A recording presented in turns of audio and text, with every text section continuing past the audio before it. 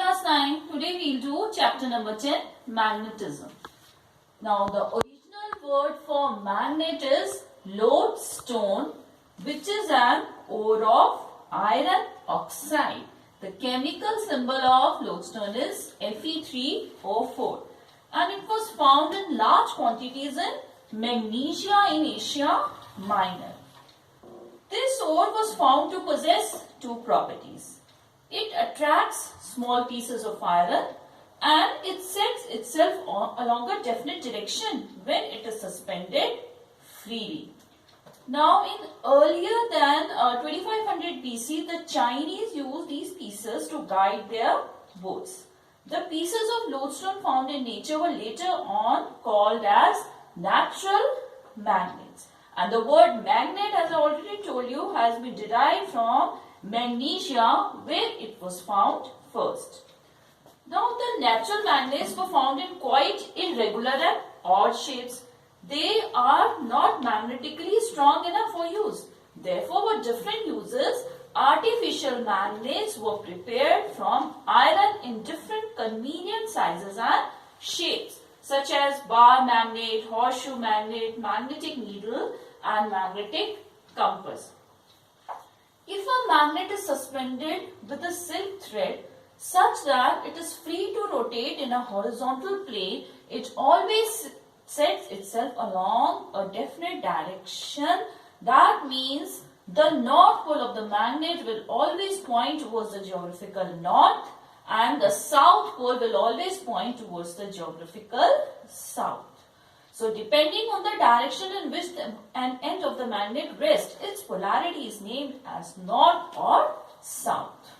And it is also observed that always two like poles repel each other while two unlike poles attract each other. For example, if I bring another magnet with the north pole pointing towards this magnet which is hung by a silk thread. This is the north pole of this magnet and I am bringing the north pole of another magnet. So both the poles will repel each other. While I am bringing north pole towards the south pole of the magnet, then the two poles will be attracted towards each other. Induced magnetism. Whenever an unmagnetized bar AB of a magnetic material such as soft iron or steel is placed near or in contact with the magnet, then the bar AB becomes a magnet. That means it acquires the property of attracting iron filings when they are brought near its end.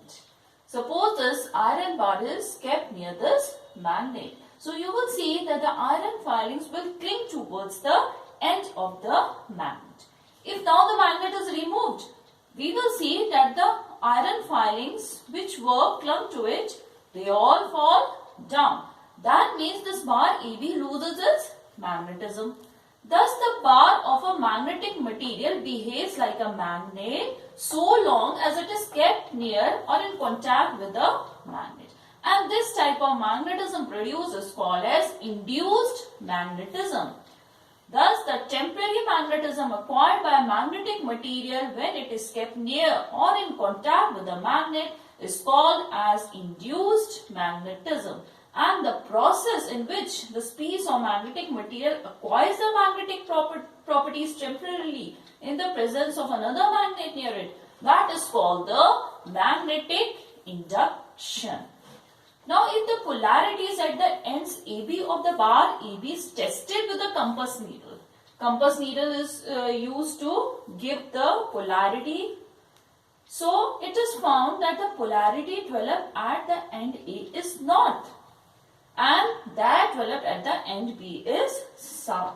That means the end which is near to that magnet, it acquires opposite polarity and the other end acquires the same polarity. Thus, a magnetic pole induces an opposite polarity on the near end and a similar polarity on the farther end of the iron bar.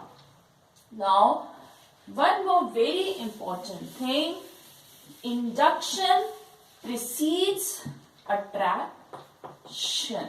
Whenever we bring iron filings towards the magnet or iron nails towards the magnet, the iron nails or iron filings cling to the magnet. They are attracted towards the magnet. But what happens before the attraction? Before attraction, the process of magnetic induction takes place in that iron nail or iron filing. So, when a piece of iron is brought near one end of the magnet or one end of a magnet is brought near the piece of iron, suppose this is the magnet, north and south, and this is the piece of iron we are bringing near the magnet. So, the south pole of this magnet will induce an opposite polarity, that means a north pole towards the nearer end and the south pole towards the farther end. And we know that the unlike poles attract each other. Therefore, the iron piece is attracted towards this magnet and it sticks to it. Thus, this iron piece first becomes a magnet by induction and then it is attracted. So, the statement is proof that induction precedes attraction. Now, induced magnetism is temporary. Suppose this is a bar magnet. Two poles are there. This is south, this is north. Now we bring iron nails towards the bar magnet. This is the north pole of the bar magnet. Suppose we bring this iron nail towards the magnet, then what will happen? The process of magnetic induction. This north pole of the magnet will induce south pole towards that part which is close towards the magnet. And since opposite poles attract each other, this iron nail will stick to this magnet. The pole generated at the other end is the north pole, which will generate south pole in the other nail. Then again this will be attracted. The second nail will be attracted towards the first nail. Again the other north pole, similarly this north pole will generate south pole in the third nail and it will be attracted to the second nail, and this process will go on till the force of attraction of the magnet on the first nail is sufficient to balance the total weight of all the nails in the chain below it. Now, holding the uppermost nail in position by the fingers, if we remove the magnet, we find that all the nails fall down. So, what is the reason? On removing the magnet, the uppermost nail loses its magnetism. Now, no poles, no polarity. So, they fall down due to the force of gravity on them. This shows that the magnetism acquired by induction is purely temporary. It lasts so long as the magnet causing induction remains in its vicinity. Lines of magnetic field. If a magnetic compass is placed on a table and it is found that its needle rests in the geographical north-south direction always, because it is behaving like a magnet. But when it is placed near another magnet, the needle swings and then rests in some other direction. As the compass is placed at different positions around the magnet, the direction in which the needle rests changes such that is one and always point towards the nearer pole of the magnet. This behavior of the compass needle is due to the influence of the magnet near it. If we keep a compass needle, start from this end, the needle will point in some other direction than the geographical north and south. And if we change the position, this one end will always point towards the nearer pole. So this behavior of the needle is due to the influence of the magnet near it.